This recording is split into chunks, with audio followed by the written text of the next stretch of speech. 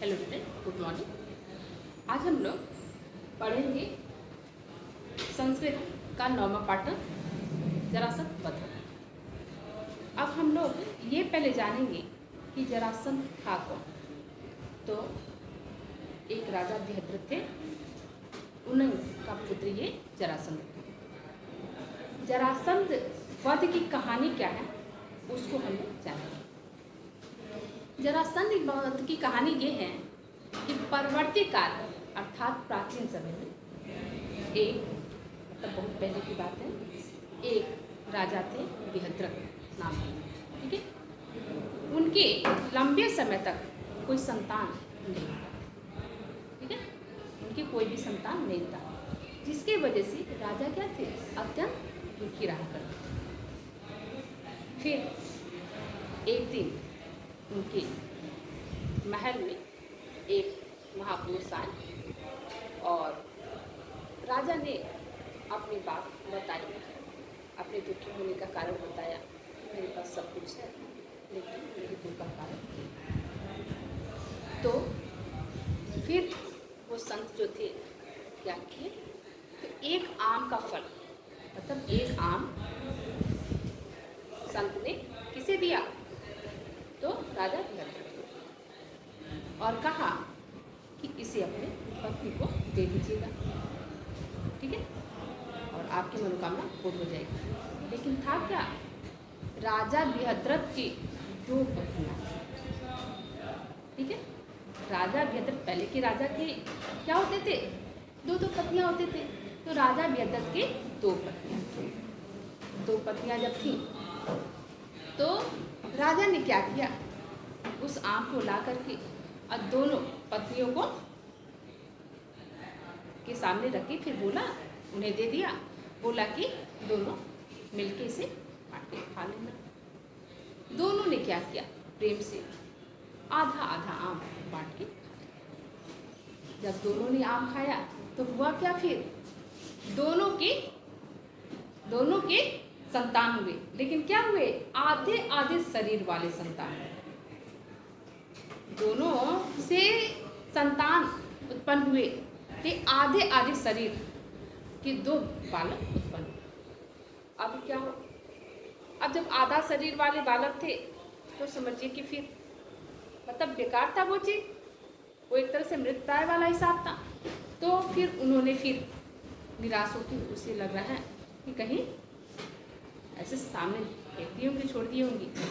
तो एक राक्षसी थी, उसने क्या किया, उसका नाम जरा था। तो जरा नाम की राक्षसी ने जब देखा 2 आधे आधे शरीर वाले बालक कहीं दिखाई दिए, उसने संधि मतलब जोड़ होता है, उन दोनों शरीर के टुकड़े को उठा करके क्या किया, एक पास करके जोड़ दिया, जिससे फिर वो एकाकार रूप के एक बालक बन गए। फिर क्या हुआ, जब वो एक बालक बन गए तो उसी के नाम पर, क्योंकि वो उसकी माँ फिर लाने लगे अपना, उसी के नाम पर क्या हो गया, ये जरासंध का नाम पड़ गया। जरा नाम की राक्षसी थी, उसने जोड़ने का काम किया, जिसकी वजह से उसका पुत्र माना जाने लगा और उसका नाम क्या पड़ गया, जरासंध। अब जरासंध पड़ गया। जरासंध वध की कहानी हमको आपको पढ़ना है, इनका वध कैसे हुआ था। तो ये ऐसे था कि ये बहुत ही शक्तिशाली और दुष्ट प्रकृति का व्यक्ति था। इसको अपनी छत्री था ही अपना, तो अपनी छत्रिता की,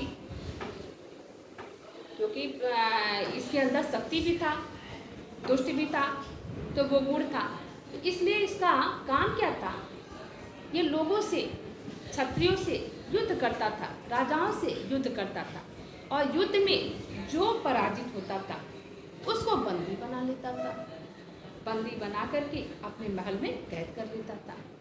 और हर कृष्ण पक्ष के चतुर्दशी को, 2 पक्ष होता है ना, एक महीने में 2 पक्ष होता है, पक्ष कहिए या पक्ष कहिए, 15-15 दिन के होते हैं, शुक्ल पक्ष और कृष्ण पक्ष। शुक्ल पक्ष उजाले पक्ष को कहते हैं, कृष्ण पक्ष अंधेरे पक्ष को कहते हैं। शुक्ल पक्ष के लास्ट दिन क्या पड़ता है?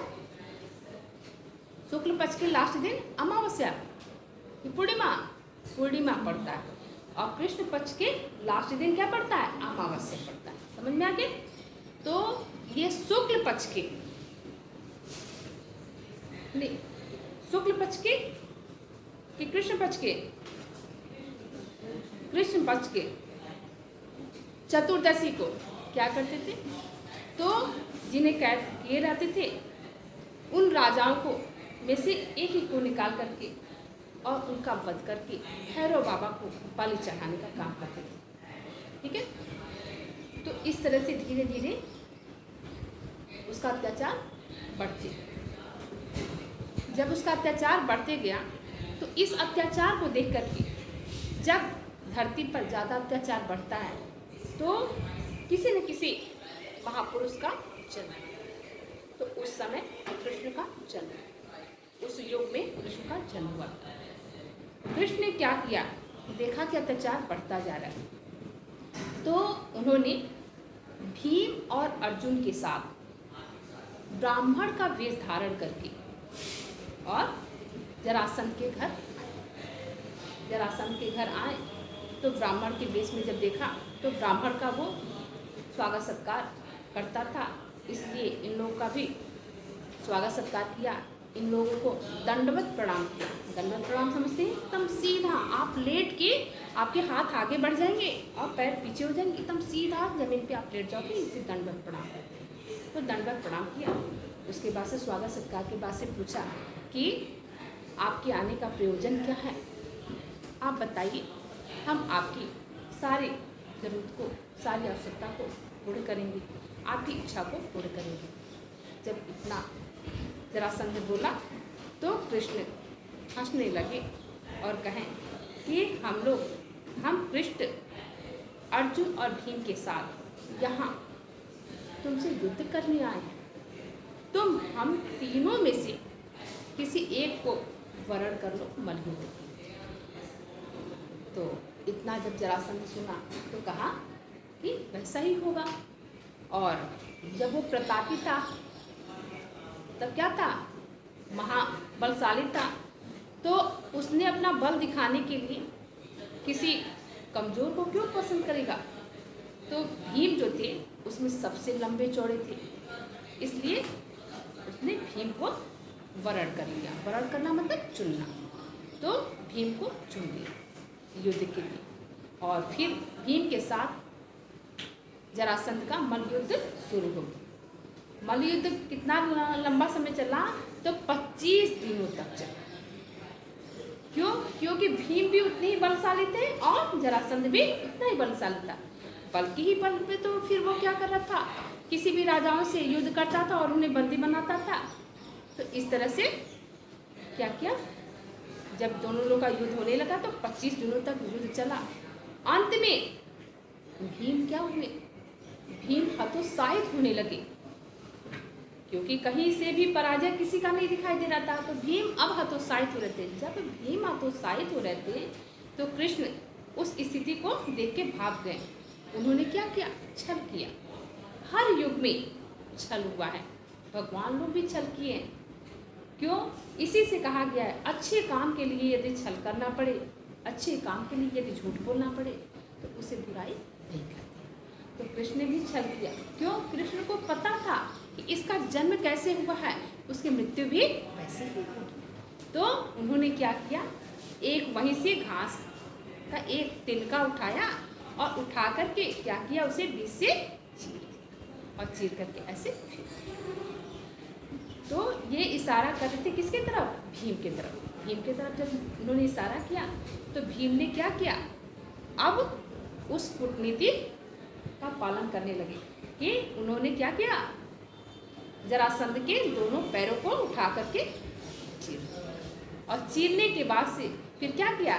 ऐसे ही एक इधर दोनों साइड में दोनों पैर को चीरने के बाद से आधा आधा शरीर हो गया, ऐसे फेंक दिया। फेंकने से हुआ क्या? जरासंध की मृत्यु नहीं हुई। क्यों? क्योंकि वो दोनों आधा आधा शरीर आके जुट जा रहा था। फिर वो जीवित हो जा रहा था। इस तरह से वो घबरा गए। तो तब जाके कृष्ण ने क्या किया, क्योंकि जो इनकी मृत्यु हुई थी वो जो इनका जन्म हुआ था वो ऐसे ही था, आधा शरीर जो था वो ऐसे स्थिति में था, यानी दोनों ये पीठ का हिस्सा जो ये अंदर का है वो ऐसे सटा हुआ था, इससे आके वो बच्चे एकजुट ऐसे नहीं हो पा रहे थे। ठीक है, तो जो भीम फेंक रहे थे वो सीधे फेंक रहे थे, वो आके ऐसे जुट के फिर वो बच्चे जीवित हो जा रहे, वो बच्चा एक आकार बन करके जीवित हो जा रहा था। तब कृष्ण ने फिर छल किया और क्या किया, इशारा क्या किया कि जो तिनका ऐसे आप दो टुकड़ा किए हो, एक ऐसे और एक ऐसे, इस तरह के को अब आके ये नहीं जुड़ पाए। तब जाके भीम ने उस नीति का पालन किया और उससे हुआ क्या, फिर जरासंध की मृत्यु हो गई, उसने वीरगति को प्राप्त किया। उसके बाद से क्या हुआ, जिन राजाओं को वो कैद किया था, फिर वो अर्जुन और भीम के साथ कृष्ण आकर के उस कारागार को खोले और उन राजाओं को निकाले। वो राजा क्या किए, तो कृष्ण की बहुत प्रकार से स्तुति वंदना किए। उसके बाद से अपने को धन्य माने और फिर सभी राजा अपने अपने जिले को प्रस्थान किए। कृष्ण, अर्जुन और भीम भी जो हैं वो अपने स्थान को चले गए। ठीक है, तो ये था आपका जरासंध वध की कहानी।